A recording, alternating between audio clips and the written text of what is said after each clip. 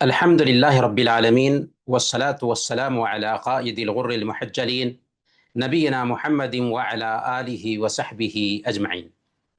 محترم بھائیوں اور دینی بہنوں، السلام علیکم ورحمۃ اللہ وبرکاتہ۔ اخلاق حسنہ کے اس کورس میں آپ سب کا ہم ویلکم کرتے ہیں۔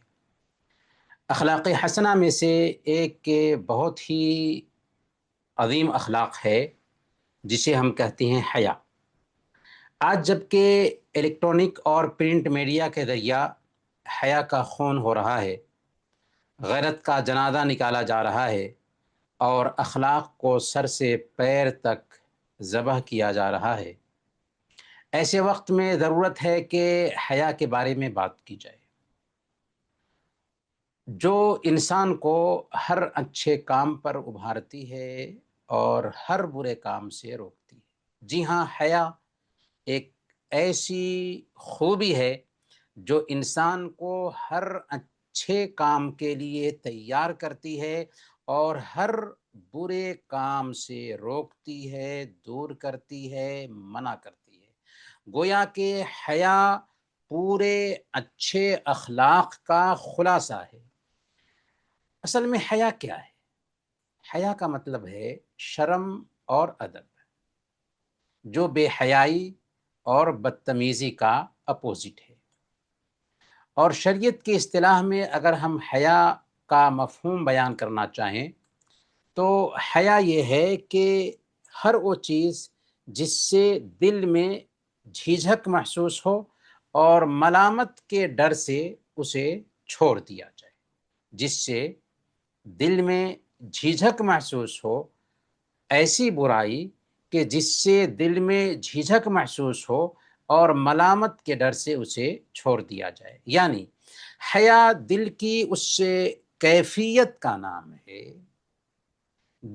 دل کی اس شکل کا نام ہے جو انسان کو ملامت اور گناہ کے ڈر سے، برائی سے روک دیتی ہے۔ ایک ہے حیا اور ایک ہے شرم۔ حیا قابل تعریف ہے اور شرم قابل تعریف نہیں۔ حیا ہمیشہ قابل تعریف نہیں ہے۔ حیا وہ اصل میں اخلاقی خوبی ہے جو انسان کو برائی کا ارتکاب کرنے سے پہلے ہی برائی سے باز رکھتی ہے، جبکہ شرم وہ جھجھک ہے جو کوئی غلطی ہونے کے بعد چہرے پر ظاہر ہوتی ہے۔ گویا حیا انسان کو برائی کے قریب جانے سے روک دیتی ہے، جبکہ شرمندگی برائی ہونے کے بعد چہرے پر جو ندامت ظاہر ہوتی ہے اس کو شرمندگی کہتے ہیں۔ حیا کے فائدے کیا ہیں؟ حیا جب ہم کرتے ہیں تو اس کا ہمیں کیا فائدہ ملتا ہے؟ یاد رکھیں، حیا ایمان کی زینت ہے، اسلام کا شعار ہے، بلکہ انسانی فطرت کی آواز ہے، ایمان کی خصلتوں میں سے ایک خصلت ہے۔ حیا انسان کو گناہ چھوڑنے اور نیکی کے راستے پر چلنے کی توفیق دیتی ہے۔ حیا انسان کو دنیا اور آخرت کی تمام ذلت اور رسوائی سے بچاتی ہے، کیونکہ اس کے اندر حیا کی صفت آ چکی ہے۔ حیا ایک انسان کو باوقار بناتی ہے، جس سے ایک انسان کی خوبی جھلکتی ہے۔ جو آدمی اللہ تعالیٰ سے حیا کرتا ہے، اللہ دنیا اور آخرت میں اس کے عیب کو، اس کی کمی کو چھپا دیتا ہے۔ حیا کرنے والا انسان اللہ تعالیٰ کا محبوب بندہ بن جاتا ہے اور لوگوں کی نظر میں بھی وہ محبوب بن جاتا ہے۔ حیا انسان کو ہر اچھی خوبی سے خود کو مالا مال کرنے کے لیے تیار کرتی ہے۔ یہ انسان کو دوسروں کے حق ادا کرنے پر آمادہ کرتی ہے۔ حیا اس بات کے لیے ایک انسان کو تیار کرتی ہے کہ وہ اپنی بول، اپنے عمل اور اپنی ہر حالت میں اللہ رب العالمین کی موجودگی کا احساس رکھے، ہر وقت اپنے رب کی نگرانی کو اپنے سامنے رکھے۔ حیا دراصل اس کو اس کام کے لیے تیار کرتی ہے۔ جس سماج میں حیا عام ہو جائے وہاں سے برائیاں ختم ہو جاتی ہیں۔ اللہ رب العالمین کے ناموں میں سے ایک نام الحی ہے، بہت زیادہ حیا کرنے والا۔ اللہ کے نبی صلی اللہ علیہ وسلم سنن ابی داؤد کی روایت کے مطابق بیان فرماتے ہیں ان اللہ عز وجل حی ستیر یحب الحیاء والستر۔ اللہ تعالی بہت زیادہ حیا فرمانے والا ہے اور پردہ پوشی کو پردہ پوش ہے۔ اللہ تعالیٰ بہت زیادہ حیا فرمانے والا ہے اور پردہ پوش ہے۔ اللہ تعالیٰ حیا کرنے کو اور پردہ پوشی کو پسند فرماتا ہے۔ فَإِذَا اغْتَسَلَ أَحَدُكُمْ فَلْيَسْتَتِرْ، تو اس لیے تم میں سے جو کوئی بھی غسل کرے تو چاہیے کہ وہ پردہ کرے۔ بلکہ حیا اصل میں ایمان کا حصہ ہے۔ صحیح بخاری اور صحیح مسلم کی روایت ہے، اللہ کے نبی صلی اللہ علیہ وسلم بیان فرماتے ہیں وَالْحَيَاءُ شُعْبَةٌ مِّنَ الْإِيمَانِ، حیا ایمان کا ایک حصہ ہے۔ صحیح بخاری اور صحیح مسلم ہی کی روایت ہے، اللہ کے نبی صلی اللہ علیہ وسلم کا ایک آدمی کے پاس سے گزر ہوا جو حیا کرنے پر اپنے بھائی کو نصیحت کر رہا تھا کہ تم کیوں اس قدر حیا کرتے ہو۔ اللہ کے نبی صلی اللہ علیہ وسلم نے اس سے فرمایا دعہ فإن الحیاء من الایمان، اسے حیا کرنے دو کیونکہ حیا ایمان کا حصہ ہے۔ سوال یہ ہے کہ حیا کو ایمان کا حصہ کیوں کہا گیا؟ اس لیے کہ حیا اور ایمان دونوں ایک انسان کو بھلائی کی طرف بلاتے ہیں اور برائی کے قریب جانے سے روکتے ہیں۔ اگر کسی آدمی کے اندر بد زبانی آ جاتی ہے، فحش گوئی آ جاتی ہے، گالم گلوچ کرنے لگ جا رہا ہے، تو سمجھ لیجئے کہ اس کے اندر سے حیا نکل چکی ہے، تب اس کے اندر یہ اخلاقی خرابی آ رہی ہے۔ اگر حیا ہوتی تو اچھے اخلاق اس کے اندر پیدا ہوتے اور برے اخلاق سے وہ دور ہوتا۔ اسی لیے صحیح بخاری کی روایت ہے، اللہ کے نبی صلی اللہ علیہ وسلم نے بیان فرمایا ان مما ادرک الناس من کلام النبوۃ الاولی اذا لم تستحی فاصنع ما شئت۔ پہلی نبوتوں کے احکام سے جو چیز لوگوں نے پائی ہے ان میں سے ایک یہ ہے کہ جب تو حیا کا دامن چھوڑ دیتا ہے تو جو جی میں آئے کر گزرو۔ کیا مطلب یہ ہے کہ حضرت آدم علیہ السلام سے اللہ کے نبی صلی اللہ علیہ وسلم تک یہ تعلیم رہی ہے کہ حیا کو اپنانا ہے، حیا کو اپنی زندگی کا زیور بنانا ہے۔ اگر تم حیا کا دامن چھوڑ دیتے ہو تو حیا کا لباس اتار دینے کی وجہ سے تم ہر بےہودگی کا ارتکاب کر سکتے ہو، ہر غلط کام کا ارتکاب کر سکتے ہو۔ اب جو جی میں آئے کرو۔ انسان جب بے حیا بن جاتا ہے نا تو اپنی مرضی کا غلام بن جاتا ہے۔ اب اس کے لیے کوئی بھی برائی کا ارتکاب کرنا مشکل نہیں ہوتا۔ حیا اور ایمان کا آپس میں اس قدر گہرا تعلق ہے کہ دونوں میں سے کوئی ایک نکل جائے تو دوسرا بھی نکل جاتا ہے۔ مستدرک حاکم کی روایت ہے، اللہ کے نبی صلی اللہ علیہ وسلم نے بیان فرمایا ان الحیاء والایمان قرنا جمیعا فاذا رفع احدهما رفع الاخر۔ حیا اور ایمان دونوں کو آپس میں ایک ساتھ جوڑ دیا گیا ہے، ایک ساتھ مکس ہے گویا کہ جب ان میں سے ایک اٹھا لیا جاتا ہے تو دوسرا بھی خود بخود اس کے پیچھے چلا جاتا ہے، یعنی ختم ہو جاتا ہے۔ اصل میں اس حدیث میں بتایا یہ جا رہا ہے کہ حیا اور ایمان کا چولی دامن کا رشتہ ہے، جب ایک موجود ہوگا تو دوسرا بھی موجود ہوگا، اور اگر ان میں سے ایک ختم ہو جائے تو دوسرا بھی ختم ہو جائے گا۔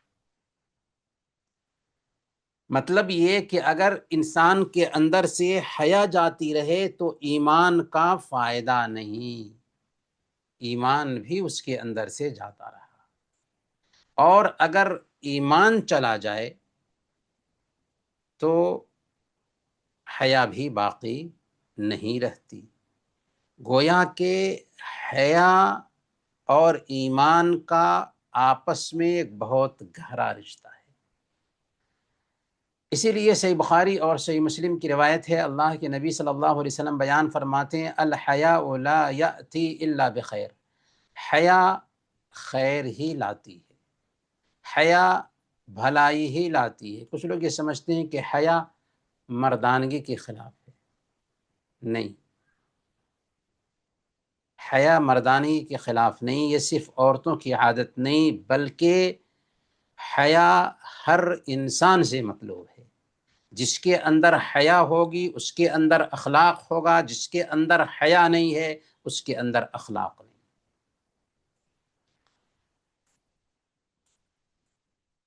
حیا کی قابل تعریف جو شکلیں ہیں ان میں سے سب سے پہلے نمبر پر اللہ کے ساتھ حیا۔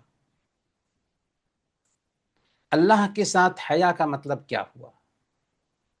بندے کے دل میں یہ بات بیٹھ جائے کہ اللہ اسے دیکھ رہا ہے، اس کی باتوں کو سن رہا ہے، اسے جان رہا ہے، اس کی نگرانی کر رہا ہے، اور اس کی ایک ایک حرکت سے آگاہ ہے۔ اور جب ایک انسان کے دل میں یہ بات بیٹھ جائے گی کہ اللہ تعالیٰ اس کو دیکھ رہا ہے، اسے جان رہا ہے، اس کی ایک ایک حرکت سے آگاہ ہے، اور یہی احسان ہے کہ اللہ کی عبادت ایسے کرو گویا کہ تم دیکھ رہے ہو۔ اگر یہ احساس پیدا نہیں ہوتا ہے تو سمجھو کہ اللہ تمہیں دیکھ رہا ہے۔ تو جب کم سے کم یہ احساس پیدا ہو جائے گا کہ وہ رب کی نگرانی میں ہر وقت، ہر آن، ہر لمحہ ہے، تو اسے شرم آئے گی کہ کیسے رب کے فرائض میں کوتاہی کرے، اسے شرم آئے گی کہ کیسے اللہ نے جن کاموں سے روک دیا ہے ان کاموں کا ارتکاب کرے۔ ایک آدمی اکیلے میں ہوگا، تنہائی میں ہوگا، کوئی اسے دیکھ نہیں رہا ہوگا، لیکن وہاں پر بھی اس کے اندر رب کی نگرانی کا احساس ہوگا۔ اسی لیے صحیح الجامع کی روایت ہے، حضرت عبداللہ بن مسعود رضی اللہ تعالیٰ عنہ بیان فرماتے ہیں کہ اللہ کے نبی صلی اللہ علیہ وسلم نے بیان فرمایا، استحیوا من اللہ حق الحیا، اللہ تعالیٰ سے ویسے ہی حیا کرو جیسے حیا کرنے کا حق ہے۔ ومن استحیا من اللہ حق الحیا فلیحفظ الرأس وما وعى وليحفظ البطن وما حوى وليذكر الموت والبلا، اور جو آدمی اللہ تعالی سے صحیح معنوں میں حیا کرتا ہے اس کو چاہیے کہ سر اور جو کچھ اس میں ہے اس کی حفاظت کرے، سر اور جو کچھ اس میں ہے اس کی حفاظت کرے۔ سر میں آنکھ ہے، سر میں زبان بھی ہے، اور سر میں کان بھی ہے، گویا کہ آنکھ کی حفاظت کرے، زبان کی حفاظت کرے، کان کی حفاظت کرے، آنکھ سے کوئی غلط منظر نہ دیکھے، کان سے کوئی غلط چیز نہ سنے، زبان سے کوئی بات نہ، غلط بات نہ کرے، وَلْيَحْفَظِ الْبَطْنَ وَمَا حَوَى، اور جو کچھ پیٹ اور اس نے جمع کر رکھا ہے اس کی حفاظت کرے، دل کی حفاظت کرے، دل میں غلط خیالات نہ پالے، پیٹ میں حرام مال نہ ڈالے، شرمگاہ کی حفاظت کرے، کیونکہ یہ سارے حصے پیٹ سے متعلق ہیں۔ وَلْيَذْكُرِ الْمَوْتَ وَالْبِلَى، اور موت کو اور ہڈیوں کے سرگل جانے کو یاد کرے۔ وَمَنْ أَرَادَ الْآخِرَةَ تَرَكَ زِينَةَ الْحَيَاةِ الدُّنْيَا، اور جو آخرت کا رسیا ہوتا ہے، آخرت کی کامیابی چاہتا ہے، وہ دنیا کی زینت کو چھوڑ دیتا ہے۔ فَمَنْ فَعَلَ ذَلِكَ فَقَدْ اسْتَحْيَا مِنَ اللَّهِ حَقَّ الْحَيَاءِ، جس نے ایسا کیا وہ حقیقت میں اللہ تعالی سے حیا کرنے والا ٹھہرا۔ گویا کہ اگر ہم حیا میں سب سے پہلے اللہ رب العالمین کے ساتھ حیا کے مفہوم کو سمجھتے ہیں تو اس کی مانگ یہ ہو جاتی ہے کہ ہم اپنے جسم کے ایک ایک حصے کو رب کی مرضی میں استعمال کریں اور اس کی مرضی کے خلاف چلنے سے خود کو بچائیں۔ ہم اس دھرتی پر چلتے ہیں، اس دھرتی پر پیدا ہونے والی اناج کو کھاتے ہیں اور اس دھرتی پر سانس لیتے ہیں، تو اس دھرتی کے قانون کے خلاف نہ چلے۔ یہ رب کی نگرانی کو خود پر طاری کرنے کی مانگ ہے۔ حیا میں دوسرے نمبر پر فرشتوں سے حیا بھی آتا ہے۔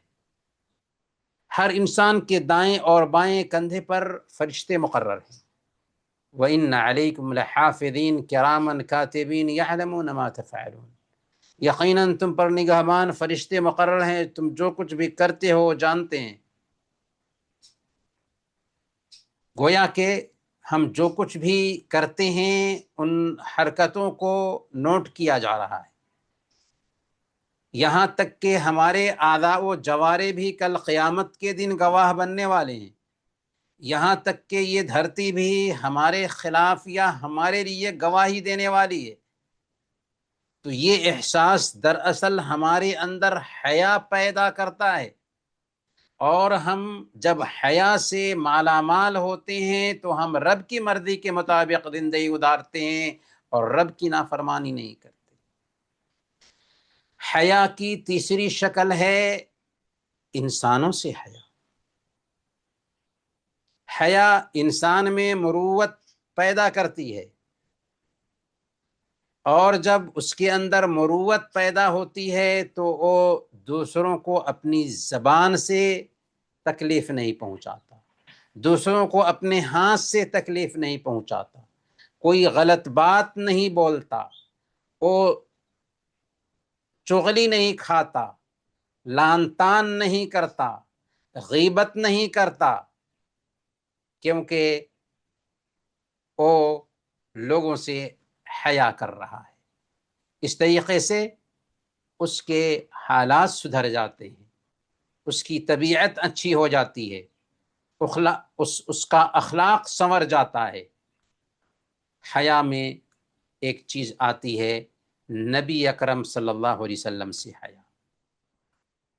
نبی اکرم صلی اللہ علیہ وسلم سے حیا کی مانگ یہ ہے کہ صرف زبان سے دعویٰ کرنے کی بجائے حقیقت میں نبی اکرم صلی اللہ علیہ وسلم کی پیروی کی جائے، آپ کی اطاعت کی جائے۔ اگر ہم حقیقی معنوں میں اللہ کے نبی صلی اللہ علیہ وسلم سے محبت کا دعویٰ کرتے ہیں تو آپ کی تعلیمات کو فالو کریں۔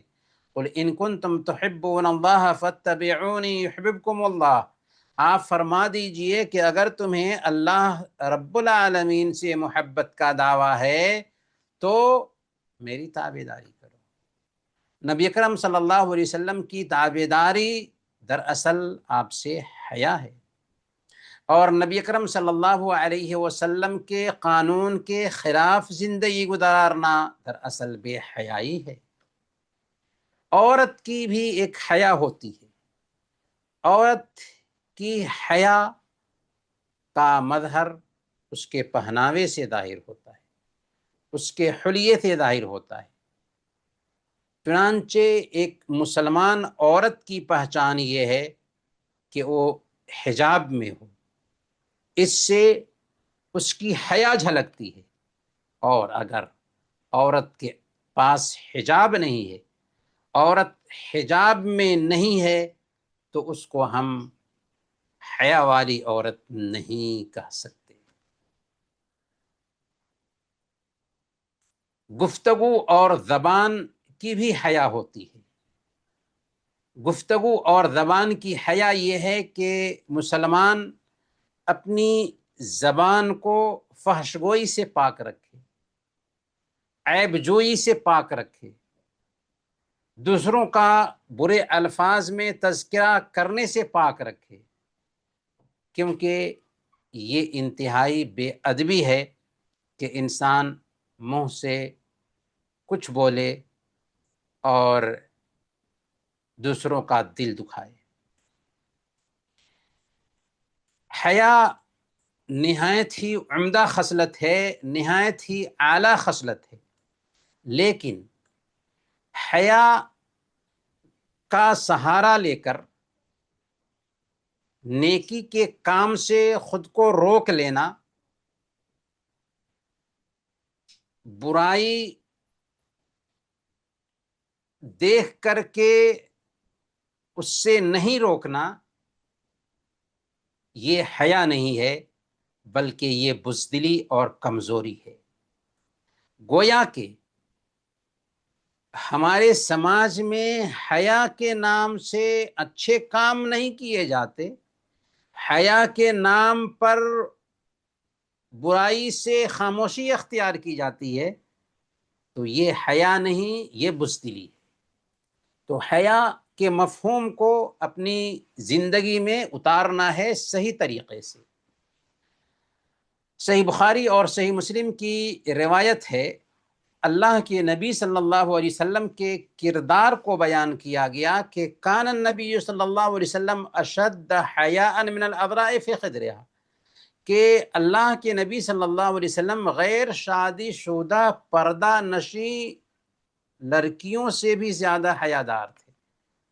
یعنی ایک بچی جو غیر شادی شدہ ہوتی ہے، پردہ کرنے والی ہوتی ہے، اس کے اندر جو حیا ہوتی ہے، اللہ کے نبی صلی اللہ علیہ وسلم اس غیر شادی شدہ پردہ کرنے والی عورت سے بھی زیادہ حیادار تھے۔ لیکن اس کے باوجود آپ کا عمل کیا تھا کہ آپ حق بات کہنے سے چوکتے نہیں تھے۔ اسی لیے حضرت اسامہ بن زید رضی اللہ تعالی عنہ کو جب بھیجا جاتا ہے سفارش کرنے کے لیے اللہ کے نبی صلی اللہ علیہ وسلم کے پاس، کیونکہ اونچے گھرانے کی عورت نے چوری کر رکھی تھی، اس کا ہاتھ کیسے کاٹا جائے گا، تو اللہ کے نبی صلی اللہ علیہ وسلم خاموشی اختیار نہیں کرتے ہیں، بلکہ آپ کہتے ہیں دو ٹوک انداز میں، کیا تم اللہ کی مقرر کردہ حدود میں سے کسی ایک حد کے بارے میں سفارش کرنے کے لیے آئے ہو؟ وَأَيْمُ اللَّهِ لَوْ أَنَّ فَاطِمَةَ بِنْتِ مُحَمَّدٍ سَرَقَتْ لَقَطَعْتُ يَدَهَا، اللہ کی قسم اگر فاطمہ بنت محمد نے بھی چوری کیا ہوتا تو اس کا ہاتھ میں کاٹ دیتا۔ فاطمہ بنت محمد بھی اگر چوری کرے، عدل کا دستور ہے کہ ہاتھ کاٹا جائے۔ ایک موقع پر حضرت عمر فاروق رضی اللہ تعالی عنہ نے 2 چادریں پہن کر کے خطبہ دیا۔ پھر خطبہ میں کہتے ہیں عمر فاروق رضی اللہ تعالی عنہ کہ لوگوں میری بات سنو اور اطاعت کرو۔ ایک صحابی فوراً اٹھتے ہیں اور ٹوکتے ہیں، اے عمر، نہ ہم آپ کی بات سنیں گے اور نہ ہی مانیں گے۔ کیونکہ ہم سب کو ایک چادر ملی ہے اور آپ نے 2 چادریں پہنی ہوئی ہیں. کہاں سے 2 چادر آ گئی آپ کے پاس؟ کیا یہ ناانصافی نہیں؟ حضرت عمر فاروق رضی اللہ تعالی عنہ اپنے بیٹے کو آواز دیتے، عبداللہ. بیٹے نے کہا کہ جی ہاں ابا جان. حضرت عمر فاروق رضی اللہ تعالی عنہ نے پوچھا، اللہ کی قسم کھا کر کے کہو کہ کیا ان 2 چادروں میں سے ایک چادر تمہاری نہیں ہے جو تم نے مجھے دی ہے؟ بیٹے نے کہا کہ جی ہاں ابو جان، ہم نے آپ کو دی ہے، وہ میری ہی چادر ہے. یہ سن کر صحابی کہتے ہیں، اے عمر، اب ہم آپ کی بات سنیں گے بھی اور اطاعت بھی کریں گے. تو یہاں غور کریں، صحابی رسول کو جھجک نہیں ہوئی کہ کیسے ہم عمر فاروق رضی اللہ تعالی عنہ کو ٹوک دیتے ہیں، کیونکہ انہوں نے دیکھا تھا کہ سب کو تو 2 چادر ملی ہے، لیکن امیر المؤمنین کے پاس میں سب کو تو ایک چادریں ملی ہیں، لیکن امیر المؤمنین کے پاس میں 2 چادر کہاں سے آ گئی؟ تب پتہ چلا کہ ایک چادر ان کے بیٹے کی ہے جو اپنے باپ کو انہوں نے ہدیہ کیا ہے. سبحان اللہ، کیسا کردار تھا. اسی طریقے سے علم حاصل کرنے اور دین سیکھنے میں بھی حیا رکاوٹ نہیں بن سکتی. صحیح بخاری اور صحیح مسلم کی روایت ہے، حضرت ام سلیم رضی اللہ تعالی عنہ، ابو طلحہ رضی اللہ تعالی عنہ کی بیوی، دینی مسئلہ پوچھنے کے لیے اللہ کے نبی صلی اللہ علیہ وسلم کے پاس آتی ہیں اور کہتی ہیں، ان اللہ لا یستحی من الحق، اللہ تعالی حق بات سے نہیں شرماتا. کیا اگر عورت کو احتلام ہو جائے تو اس پر بھی غسل واجب ہے؟ اللہ کے نبی صلی اللہ علیہ وسلم نے فوراً جواب دیا، یہاں مسئلہ اور دین کا مسئلہ ہے. کہا کہ اگر وہ سفید پانی دیکھ لے تو غسل واجب ہے. اسی لیے حضرت عائشہ صدیقہ رضی اللہ تعالی عنہ بیان فرماتی ہیں، صحیح مسلم کی روایت ہے، نعم النساء نساء الانصار لم یمنعہن الحیاء ان یتفقہن فی الدین. انصار کی عورتیں کیا ہی اچھی عورتیں ہیں کہ دین سیکھنے کے راستے میں انہیں حیا مانے نہ ہوئی. گویا کہ حیا کے نام پر سوال کرنے سے رک جانا یہ حیا نہیں ہے، بلکہ یہ بزدلی ہے، یہ کمزوری ہے، یہ پست ہمتی ہے. حیا کا جب فقدان ہوتا ہے، حیا جب ایک انسان کے اندر سے نکلتی ہے تو تنہائی پامال ہونے لگتی ہے، تنہائی پاکیزہ نہیں رہتی. اور جب تنہائی پامال ہوتی ہے تو کتنی سخت وعید آئی ہے. ذرا یہ حدیث سنیے، الصادق المصدوق نے کیا فرمایا ہے. سنن ابن ماجہ کی روایت ہے، حضرت ثوبان رضی اللہ تعالی عنہ بیان فرماتے ہیں، اللہ کے نبی صلی اللہ علیہ وسلم نے بیان فرمایا، لَأَعْلَمَنَّ أَقْوَامًا مِّنْ أُمَّتِي يَأْتُونَ يَوْمَ الْقِيَامَةِ بِحَسَنَاتٍ أَمْثَالِ جِبَالِ تِهَامَ بِيضًا فَيَجْعَلُهَا اللَّهُ هَبَاءً مَّنثُورًا. میں اپنی امت میں سے ایسے لوگوں کو جانتا ہوں جو کل قیامت کے دن اس حالت میں آئیں گے کہ ان کے پاس تہامہ پہاڑ کے جیسے نیکیاں ہوں گی.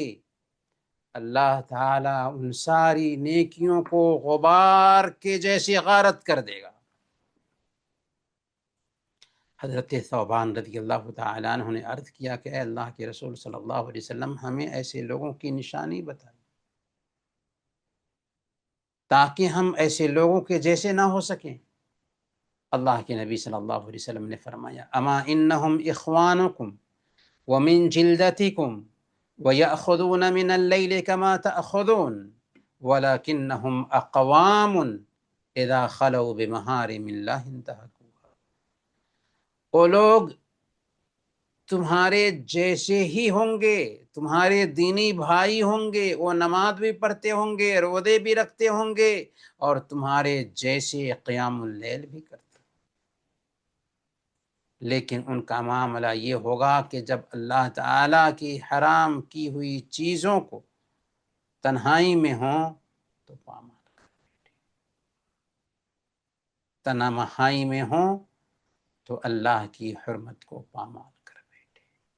گویا کہ حیا کے خلاف یہ چیز ہے کہ ایک انسان اپنی تنہائی کو داغدار کرے۔ اکیلے میں بھی حیا ہونی چاہیے، رب سے حیا ہونی چاہیے، اس بات کے لیے حیا ہونی چاہیے کہ فرشتے ہماری ایک ایک حرکت نوٹ کر رہے ہیں، اس بات پر حیا ہونی چاہیے کہ ہمارے اعضاء و جوارح بھی کل قیامت کے دن ہمارے خلاف گواہی دیں گے، اس بات پر بھی حیا ہونی چاہیے کہ یہ دھرتی جہاں پر بیٹھ کر کے ہم رب کی غیرت کو چیلنج دے رہے ہیں، یہ دھرتی بھی ہمارے خلاف ہو جائے گی۔ آئیے ذرا حیا کے کچھ نمونے سنتے ہیں۔ حضرت آدم اور حوا علیہ السلام کو دیکھیے، پہلے دونوں انسان ہیں، جب اس درخت کا پھل کھا لیتے ہیں جس کا پھل کھانے سے اللہ تعالیٰ نے منع کیا تھا، تو کیا ہوا؟ اللہ تعالیٰ نے سورہ الاعراف آیت نمبر 22 میں بیان فرمایا، فَلَمَّا ذَاقَ الشَّجَرَةَ بدت لهما سوآتهما وطفقا يخصفان عليهما من ورق الجنة، کہ جب ان دونوں نے درخت کا ذائقہ چکھ لیا تو ان کے سطر ایک دوسرے کے سامنے کھل گئے، ایک دوسرے کے سامنے سطر کھل گئے۔ اب وہ جنت کے پتوں کو اپنے اوپر جوڑ جوڑ کر ڈھانپنے لگے۔ اس واقعے سے پتہ کیا چلتا ہے؟ پتہ یہ چلتا ہے کہ حیا فطرت میں شامل ہے اور لباس بھی فطرت میں شامل ہے۔ اللہ کے نبی حضرت موسیٰ علیہ السلام کو دیکھیے کہ بنو اسرائیل ان کے اوپر الزام ڈالتے تھے کہ ان کے جسم میں کچھ ہے جس کی وجہ سے یہ تنہائی میں غسل کرتے ہیں۔ صحیح بخاری اور صحیح مسلم کی روایت ہے، حضرت ابو ہریرہ رضی اللہ تعالیٰ عنہ اس حدیث کے راوی ہیں، اللہ کے نبی صلی اللہ علیہ وسلم نے فرمایا کہ حضرت موسیٰ علیہ السلام انسانی انتہائی حیادار انسان تھے، اپنے جسم کو چھپانے والے انسان تھے، ان کی حیا کی وجہ سے ان کی جلد کا کوئی حصہ نظر نہیں آتا تھا۔ بنو اسرائیل ان کو تکلیف دیتے تھے، انہوں نے کہا کہ یہ اپنے جسم کو چھپاتے ہیں اس لیے کہ ان کے پاس عیب ہے۔ اللہ تعالیٰ نے چاہا کہ ان کو اس تہمت سے پاک کیا جائے، چنانچہ ایک دن حضرت موسیٰ علیہ السلام تنہائی میں گئے، اپنے کپڑے اتارا، کیونکہ تنہائی میں اور خاص طور پر ایسے حالات میں جب کہ آدمی کے پاس میں ایک ہی کپڑے ہوں تو اس بات کی گنجائش پائی جاتی ہے کہ کپڑے اتار کر کے غسل کرے، پردے میں، کوئی حرج کی بات نہیں ہے۔ تو اللہ کے نبی صلی اللہ علیہ وسلم فرماتے ہیں کہ ایک دن حضرت موسیٰ علیہ السلام تنہائی میں گئے، کپڑے اتارا اور کپڑے کو پتھر پر رکھ کر غسل کرنے لگے۔ جب غسل سے فارغ ہو کر کپڑے لینے کے لیے بڑھے تو پتھر ان کے کپڑے کو لے کر کے بھاگ کھڑا ہوا۔ حضرت موسیٰ علیہ السلام نے اپنی لاٹھی اٹھائی اور پتھر کے پیچھے بھاگے۔ آپ کہتے جا رہے تھے، اے پتھر میرے کپڑے، اے پتھر میرے کپڑے، یہاں تک کہ بھاگتے بھاگتے بنو اسرائیل کے مجمع کے پاس پہنچ گئے۔ لوگوں نے حضرت موسیٰ علیہ السلام کو اس حال میں دیکھا تو سمجھ گئے کہ حضرت موسیٰ علیہ السلام کے اندر کوئی عیب نہیں ہے۔ اس طرح حضرت موسیٰ علیہ السلام کی بے گناہی ثابت ہو گئی۔ پھر وہیں پر پتھر رک گیا اور حضرت موسیٰ علیہ السلام نے اپنے کپڑے پہن لیے۔ اسی کی طرف اشارہ کرتے ہوئے اللہ تعالیٰ فرماتا ہے، یا ایھا الذین آمنوا لا تکونوا کالذین آذوا موسیٰ فبرأہ اللہ مما قالوا وکان عند اللہ وجیہا۔ اے ایمان والو، تم ان لوگوں کے جیسے نہ ہو جاؤ جنہوں نے حضرت موسیٰ علیہ السلام کو تکلیف پہنچائی، اللہ نے انہیں ان لوگوں کی کہی ہوئی باتوں سے پاک کر دیا، اور وہ اللہ تعالیٰ کے ہاں بڑے ہی اونچے قد کے تھے، بڑے ہی آبرومند تھے۔ اللہ کے نبی صلی اللہ علیہ وسلم کی حیا دیکھیے،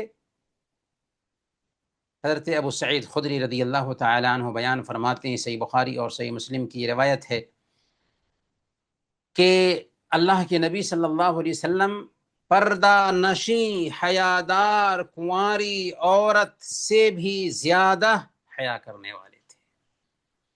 جب کوئی ناپسندیدہ چیز دیکھتے تو آپ کے چہرے پر اس کا اثر ظاہر ہو جاتا تھا۔ حضرت عثمان رضی اللہ تعالی عنہ کی حیا دیکھیے، صحیح مسلم کی یہ روایت ہے، حضرت عائشہ صدیقہ رضی اللہ تعالی عنہ بیان فرماتی ہیں کہ اللہ کے رسول صلی اللہ علیہ وسلم میرے گھر میں لیٹے ہوئے تھے، آپ کی رانوں یا پنڈلیوں سے کپڑا ہٹا ہوا تھا۔ اسی حالت میں ابو بکر رضی اللہ تعالیٰ عنہ نے اجازت مانگی، آپ نے اجازت دے دی، اور آپ اسی حالت میں لیٹے رہے اور باتیں کرتے رہے۔ پھر عمر فاروق رضی اللہ تعالیٰ عنہ نے اجازت مانگی، آپ نے انہیں بھی اجازت دے دی اور اسی حالت میں باتیں کرتے رہے۔ پھر حضرت عثمان رضی اللہ تعالی عنہ آئے، انہوں نے اجازت مانگی تو آپ فوراً اٹھ کر بیٹھ گئے اور اپنے کپڑے درست فرما لیے۔ جب حضرت عثمان رضی اللہ تعالی عنہ چلے گئے تو حضرت عائشہ صدیقہ رضی اللہ تعالی عنہ نے عرض کیا کہ ابو بکر آئے اور آپ نے زحمت نہیں کی، عمر آئے اور آپ نے ان کی بھی پرواہ نہیں کی، جب عثمان آئے تو آپ اٹھ کر بیٹھ گئے اور اپنے کپڑے کو سنبھال لیا۔ اللہ کے نبی صلی اللہ علیہ وسلم نے فرمایا، الا استحی من رجل تستحی منہ الملائکہ، کیا میں اس آدمی سے حیا نہ کروں جس سے فرشتے بھی حیا کرتے ہیں؟ حضرت علی رضی اللہ تعالیٰ عنہ کی حیا کا قصہ سنیے، صحیح بخاری اور صحیح مسلم کی روایت ہے، وہ بیان فرماتے ہیں کہ مجھے مدی بہت زیادہ آتی تھی۔ مدی وہ پانی ہے جو شہوت کے بارے میں سوچنے کی وجہ سے عام طور پر آتی ہے، ورنہ ایسے بھی طاقتور انسان کو مدی آ جاتی ہے۔ تو مجھے مدی بہت زیادہ آیا کرتی تھی، لیکن رسول اللہ صلی اللہ علیہ وسلم سے اس کے بارے میں پوچھنے میں مجھے حیا آتی تھی، کیونکہ ان کی بیٹی یعنی حضرت فاطمہ رضی اللہ تعالی عنہ میرے نکاح میں تھی۔ اس لیے میں نے مقداد بن اسود رضی اللہ تعالی عنہ سے کہا کہ وہ اللہ کے نبی صلی اللہ علیہ وسلم کے پاس جا کر کے یہ مسئلہ پوچھیں۔ تو انہوں نے پوچھا تو آپ نے فرمایا، ایسا آدمی اپنی شرمگاہ کو دھو لے اور وضو کر لے۔ حضرت عائشہ رضی اللہ تعالی عنہا کی حیا کا واقعہ سنیے، مسند احمد میں یہ روایت آئی ہے، حضرت عائشہ صدیقہ رضی اللہ تعالی عنہ بیان فرماتی ہیں کہ میں اپنے کمرے میں داخل ہوتی تھی جہاں رسول اللہ صلی اللہ علیہ وسلم اور میرے والد دفن تھے، تو میں اپنے اوپر اضافی کپڑے ڈال لیتی تھی اور دل میں کہتی تھی کہ یہاں صرف میرے شوہر اور میرے والد ہیں۔ لیکن جب حضرت عمر فاروق رضی اللہ تعالی عنہ بھی وہاں دفن ہو گئے تو حیا کی وجہ سے جب میں چاہتی تو اچھی طرح سے لپیٹ کر کے داخل ہوتی تھی۔ سبحان اللہ، یہ صحیح مسلم میں بھی روایت آئی ہے۔ ذرا غور کریں، حضرت عائشہ صدیقہ رضی اللہ تعالی عنہ اپنے ہی گھر میں جاتی ہیں جس گھر میں اللہ کے نبی صلی اللہ علیہ وسلم، ابو بکر رضی اللہ تعالی عنہ اور عمر فاروق رضی اللہ تعالی عنہ دفن ہیں۔ تو اللہ کے نبی صلی اللہ علیہ وسلم اور ابو بکر رضی اللہ تعالی عنہ یہ تو آپ کے محرم ہوئے، لیکن حضرت ابو بکر رضی اللہ تعالی عنہ وفات پا چکے ہیں، اس کے باوجود بھی جب جاتی ہیں گھر میں تو اپنے اوپر کپڑا لپیٹ کر کے جاتی۔ حیا کی سب سے عمدہ مثال وہ ہے جو صحیح بخاری اور صحیح مسلم میں آئی ہے. حضرت عطا بن ابی رباح رضی اللہ رحمۃ اللہ علیہ بیان فرماتے ہیں کہ مجھ سے ابن عباس رضی اللہ تعالی عنہ نے کہا تھا. کیا کہا تھا؟ الا اریک امرأۃ من اہل الجنہ، کیا میں تمہیں جنتی عورت نہ دکھاؤں؟ میں نے عرض کیا کہ ضرور دکھائیے، جنتی عورت کو دیکھنا چاہتا ہوں. کہا کہ یہ جو کالی کلوٹی عورت ہے اللہ کے نبی صلی اللہ علیہ وسلم کے پاس آئی تھی اور عرض کیا تھا کہ یا رسول اللہ مجھے مرگی کی بیماری ہے اور اس کی وجہ سے میرا سطر کھل جاتا ہے، میرے لیے دعا کر دیجیے. اللہ کے نبی صلی اللہ علیہ وسلم نے فرمایا ان شئت صبرت ولک الجنہ وان شئت دعوت اللہ ان یعافیک، اگر تو چاہے تو صبر کرو اور تجھے جنت ملے گی، اور اگر چاہو تو میں تمہارے لیے دعا کر دوں اور اللہ تعالیٰ تمہیں عافیت دے، لیکن جنت کی گارنٹی نہیں، صبر پر جنت کی گارنٹی. تو کیا کہا اس عورت نے، ایمان والی عورت نے؟ کہا کہ تب تو میں صبر کروں گی، البتہ جب میں مرگی کی حالت میں ہوتی ہوں تو تن بدن کا ہوش نہیں رہتا، میرے لیے دعا کر دیجئے کہ بے پردہ نہ ہو جایا کروں، میرے لیے دعا کر دیجئے کہ سطر نہ کھلے. اللہ اکبر، کیسی ایمان والی خاتون ہے کہ اللہ کے نبی صلی اللہ علیہ وسلم سے دعا کرا رہی ہے کہ مرگی ہے تو مرگی ہے لیکن سطر نہ کھلے. نبی پاک صلی اللہ علیہ وسلم نے اس عورت کے لیے دعا کر دیا. آج کی عورتوں کے لیے اس واقعے میں بہت اہم سبق ہے. وہ کون کون سی چیزیں ہیں جو حیا کو ختم کر دیتی ہیں؟ گانا بجانا اور میوزک حیا کو ختم کر دیتی ہے. جو آدمی گانا بجانا اور میوزک سے دلچسپی رکھے گا نا، اس کے اندر حیا نہیں رہ سکتی. گناہوں کا ارتکاب حیا کو ختم کر دیتا ہے، یہاں تک کہ وہ لوگوں کے سامنے بھی برائی کرتا ہے ڈھیٹ ہو کر کے، کیونکہ اس کے اندر سے حیا نکل چکی ہے.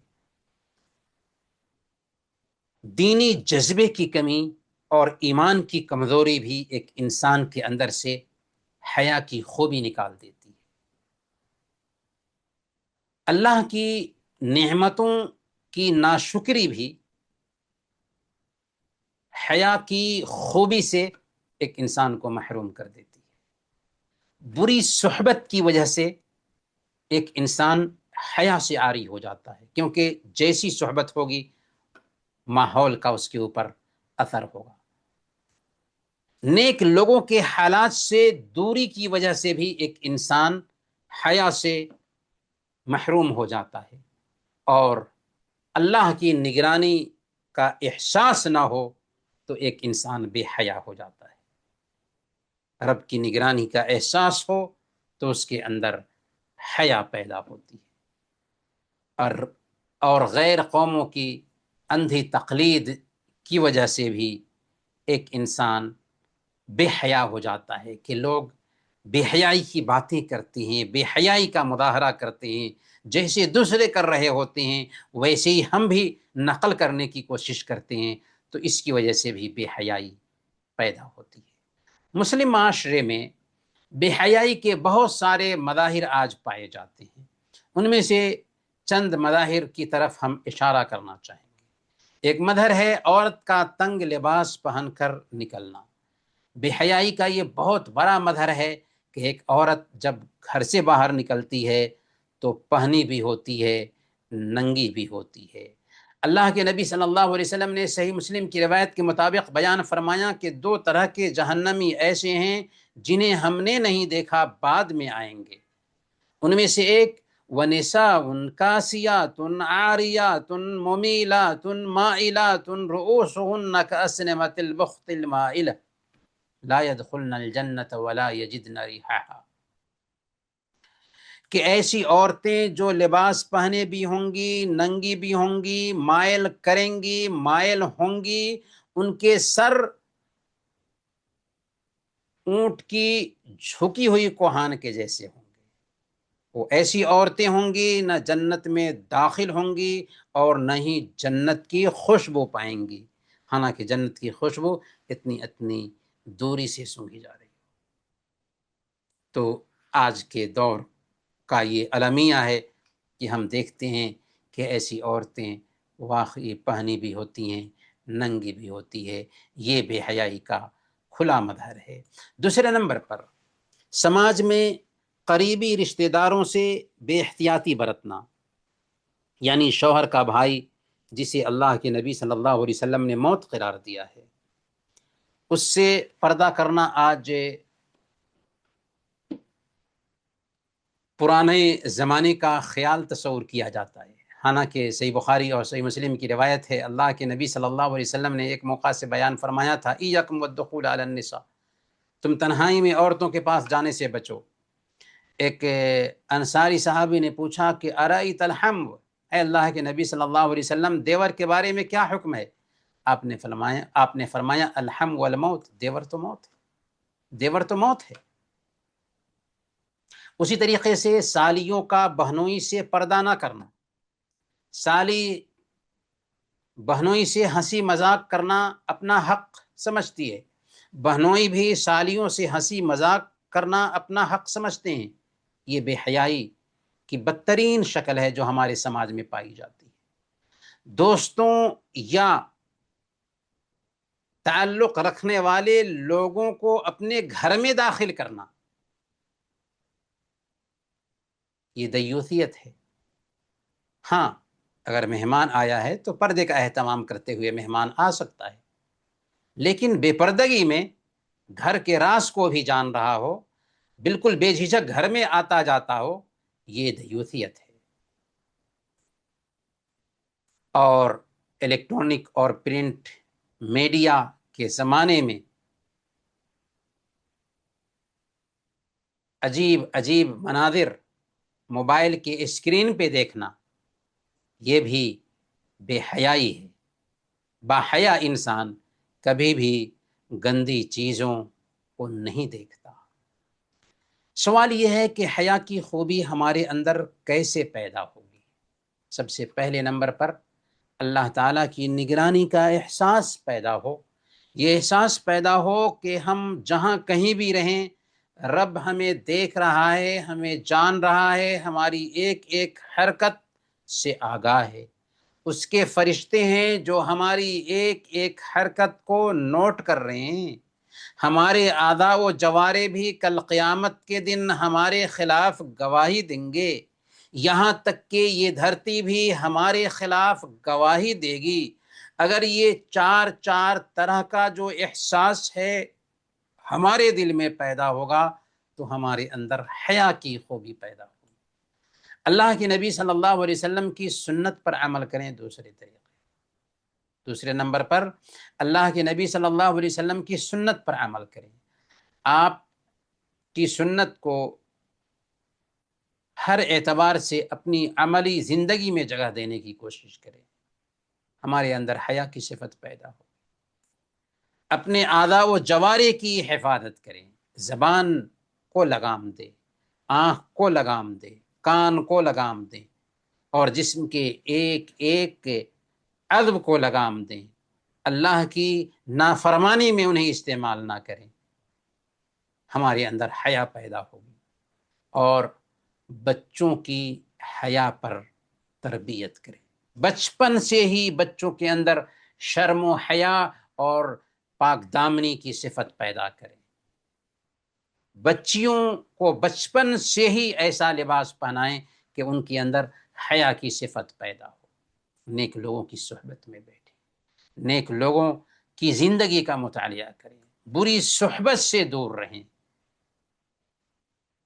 اور اللہ تعالی سے دعا بھی کریں، کیونکہ دل کا مالک اللہ تعالی ہے، وہی صحیح معنوں میں ہمارے اندر حیا پیدا کر سکتا ہے۔ اور سوشل میڈیا کے فحش جو پروگرامز ہیں ان سے خود کو بچائیں، گندی اور بے حیائی پر مبنی چیزوں سے خود کو بچائیں، کیونکہ اگر ایسی چیزیں دیکھیں گے تو ہمارے اندر سے غیر شعوری طور پر حیا کی صفت نکل جائے گی اور آخرت کا احساس دل میں بیٹھائیں۔ دھیان رکھیں کہ قیامت کے دن ہمیں اپنے رب کے پاس پہنچنا ہے۔ یومئذ تعرضون لا تخفی منکم خافیہ، رب کے پاس حاضر کیے جاؤ گے، کوئی بھی چیز چھپی ہوئی نہیں ہوگی۔ تو یاد رکھیں آخرت کو، ہمارے اندر حیا کی صفت پیدا ہوگی۔ اللہ تعالیٰ سے دعا ہے کہ اللہ تعالیٰ ہمارے اندر حیا کی یہ خوبی پیدا فرمائے۔ آمین وصلی اللہ علی نبینا محمد وعلی آلہ وصحبہ اجمعین۔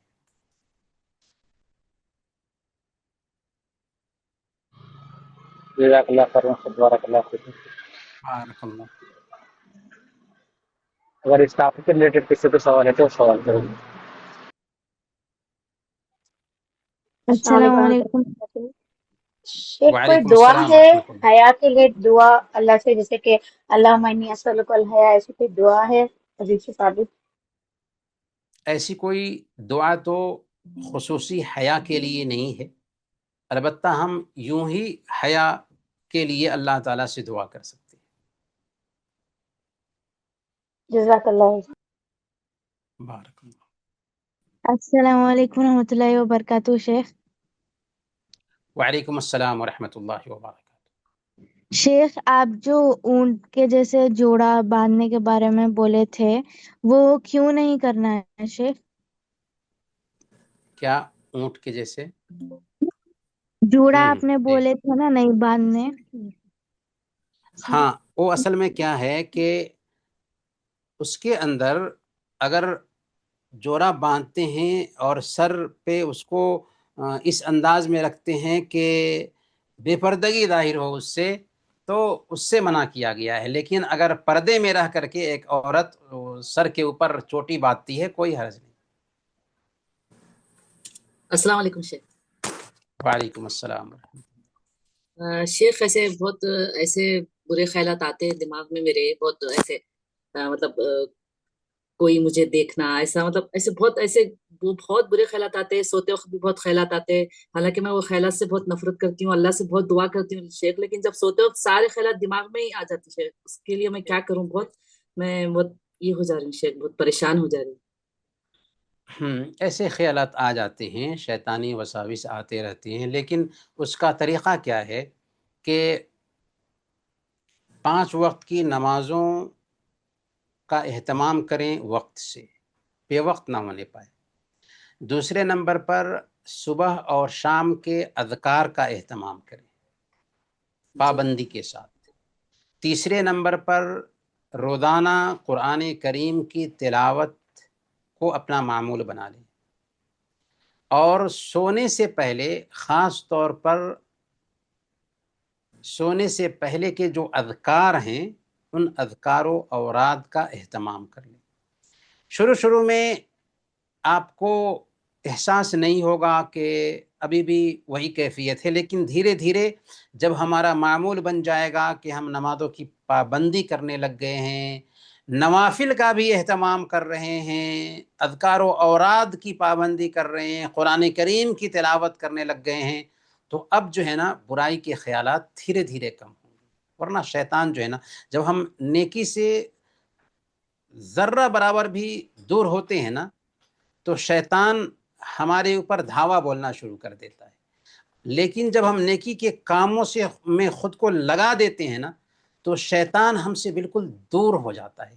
تو اللہ تعالیٰ فرماتے ہیں وَمَن يَعْشُ عَنْ ذِكْرِ الرَّحْمَنِ نُقَيِّضْ لَهُ شَيْطَانًا فَهُوَ لَهُ قَرِينٌ، کہ جب آدمی اللہ کے ذکر سے دور ہوتا ہے تو ہم اس کے اوپر شیطان کو مسلط کر دیتے ہیں اور وہ اس کا دوست بن جاتا ہے۔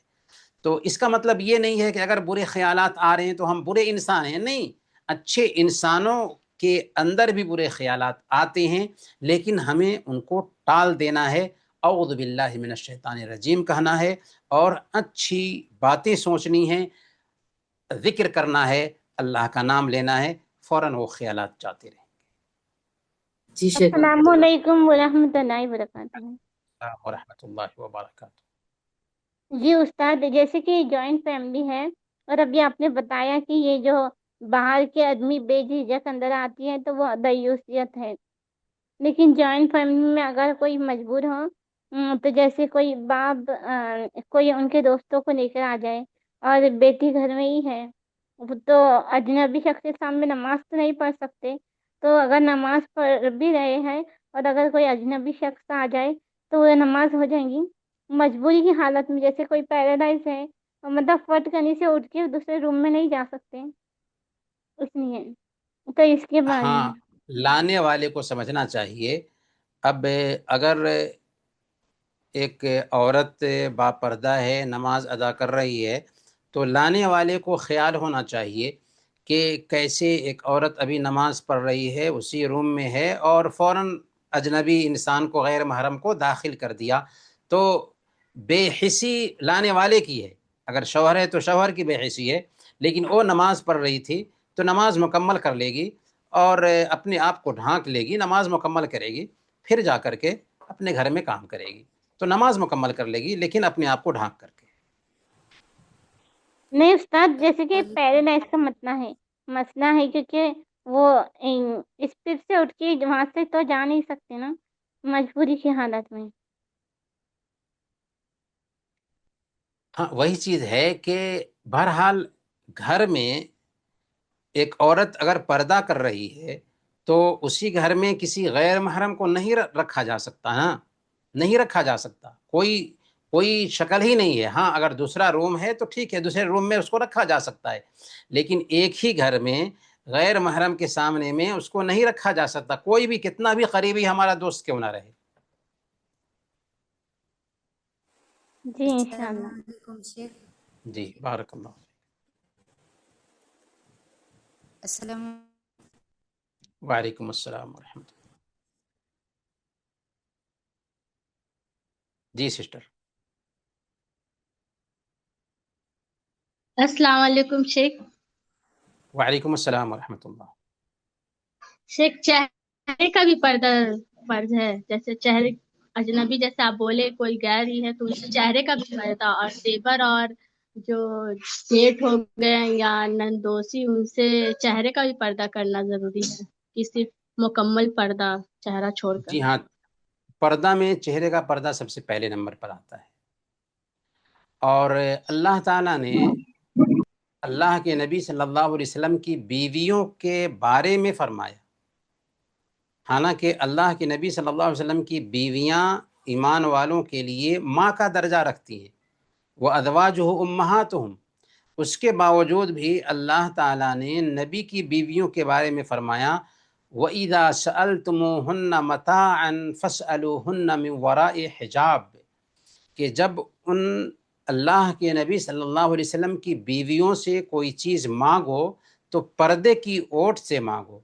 गोया कि पर्दे का एहतमाम इस कदर है कि नबी की बीवी के ताल्लुक़ से किसी के दिल में कोई बदगुमानी नहीं आ सकती, क्योंकि वो माँ का दर्जा रखती हैं, उसके बावजूद भी नबी की बीवियों से पर्दा करना है। तो ऐरा गैरा दूसरे लोगों को तो और ज़्यादा इसका ख्याल करना होगा।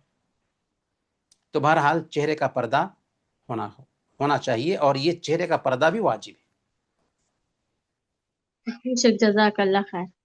बारक। शेख अस्सलाम वालेकुम वरहमतुल्लाहि वबरकातुहू। वालेकुम अस्सलाम वरहमतुल्लाह। शेख, मुझे ये पूछना था कि शेख, आपने कहा ना कि उस्मान रज़ियल्लाहु अन्हु से फरिश्ते भी हया करते हैं, तो मुझे ये समझ में नहीं आया कि उनकी किस क्वालिटी से उनसे हया करते हैं। हज़रत उस्मान रज़ियल्लाहु ताला अन्हु के अंदर बहुत सारी खूबियाँ थीं। उन खूबियों में से एक खूबी ये भी थी कि वो बाहया इंसान थे। तो किसी खूबी की बुनियाद पर, और खूबी भी बहुत ज़्यादा किसी के अंदर हो, तो वो उसकी पहचान बन जाती है। तो हज़रत उस्मान रज़ियल्लाहु ताला अन्हु की ये ख़ास खूबी थी कि वो बाहया इंसान थे, और हया इस कदर उनके अंदर थी कि फ़रिश्ते भी उनसे हया करते थे। हया की खूबी ख़ास उनके अंदर थी। जी जी, जज़ाकल्लाह खैर। जी, बारकल्लाह।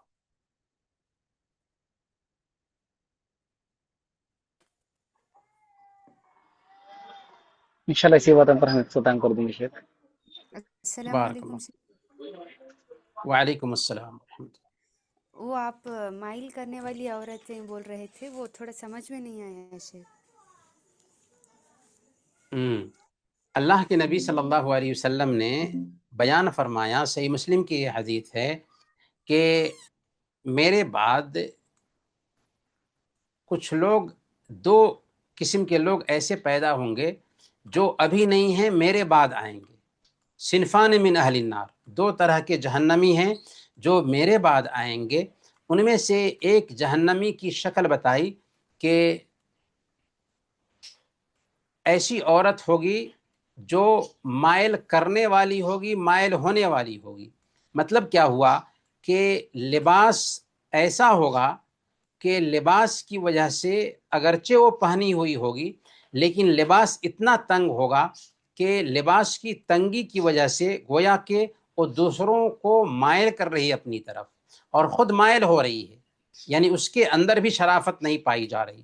تو گویا کہ اس حدیث میں اللہ کے نبی صلی اللہ علیہ وسلم نے بعد کے زمانے میں پیدا ہونے والے جو حالات ہوں گے کہ عورتیں تنگ سے تنگ لباس پہنیں گی، اتنا تنگ لباس ہوگا کہ پہنے بھی ہوں گی اور ننگی ظاہر ہو رہی ہوں گی. اور ظاہر سی بات ہے کہ جب لباس تنگ ہوگا اور ننگاپن ظاہر ہو رہا ہوگا تو لوگ اس کی طرف مائل ہوں گے، اور ان کے اندر بھی شرافت نہیں ہوگی تو وہ بھی دوسروں کی طرف مائل ہوں گی. یہ میسج دیا اللہ کے نبی صلی اللہ علیہ وسلم نے بعد کے زمانے میں آنے والی عورتوں کے حوالے سے کہ کچھ عورتیں ایسی بھی ہوں گی. اور آج ہم دیکھتے ہیں، آج ہم یہ ظاہرہ دیکھتے ہیں کہ سماج میں ایسی عورتیں بھی چل رہی ہوتی ہیں جو پہنی بھی ہوتی ہیں، ننگی بھی ہوتی ہیں، مائل کرنے والی ہوتی ہیں، مائل ہونے والی ہوتی ہیں. جی السلام علیکم رحمۃ اللہ وبرکاتہ شیخ.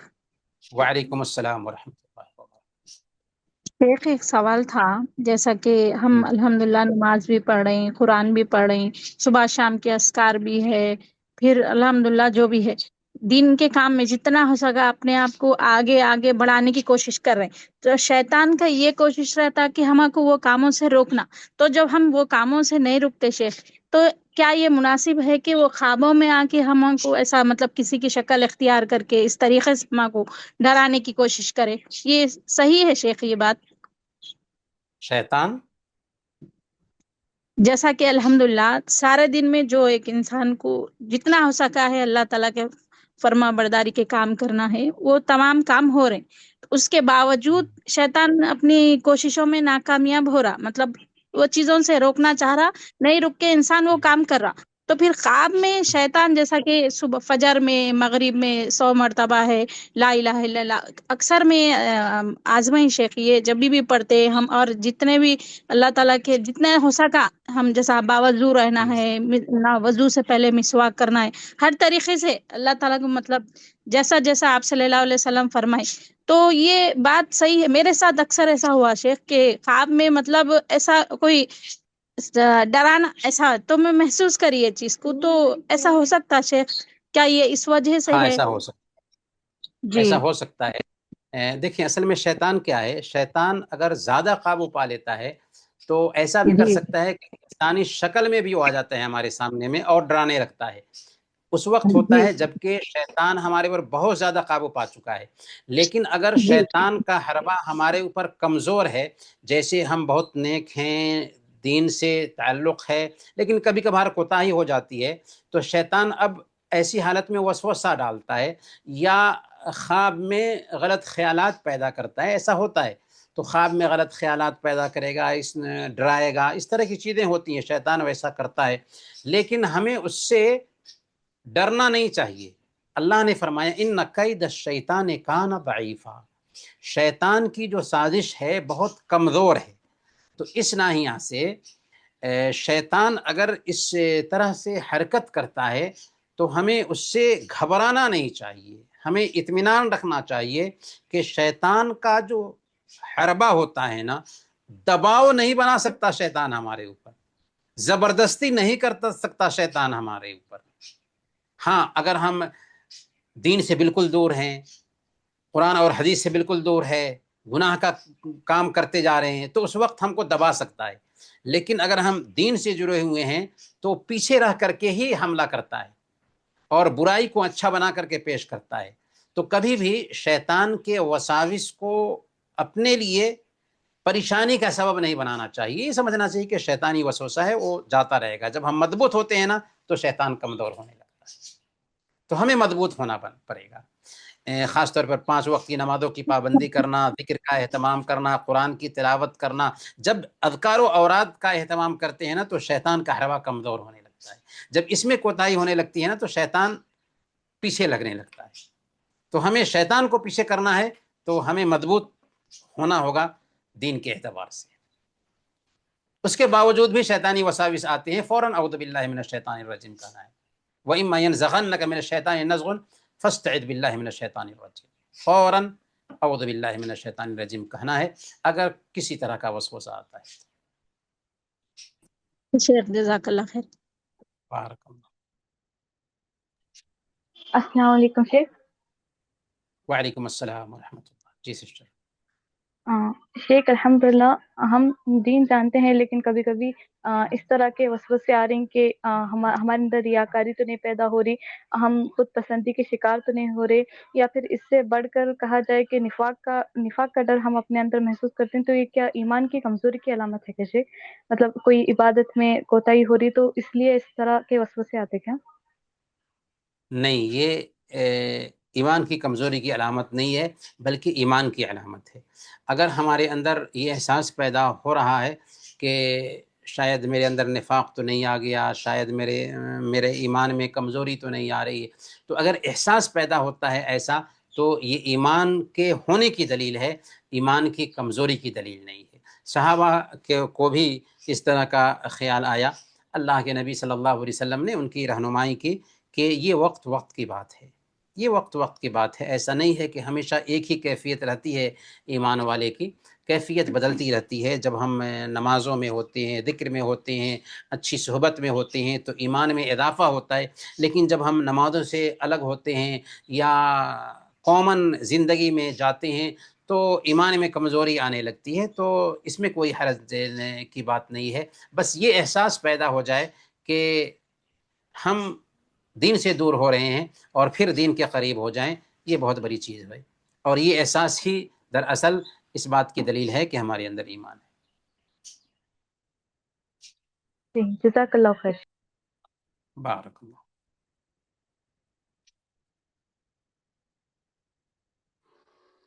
جزاک اللہ خیر شیخ. بارک اللہ فیکم. بارک اللہ فیکم. اختتام کر دیں شیخ انشاءاللہ. جی سبحانک اللہ. سبحانک اللہم وبحمدک اشہد ان لا الہ الا انت استغفرک. السلام علیکم ورحمۃ اللہ وبرکاتہ.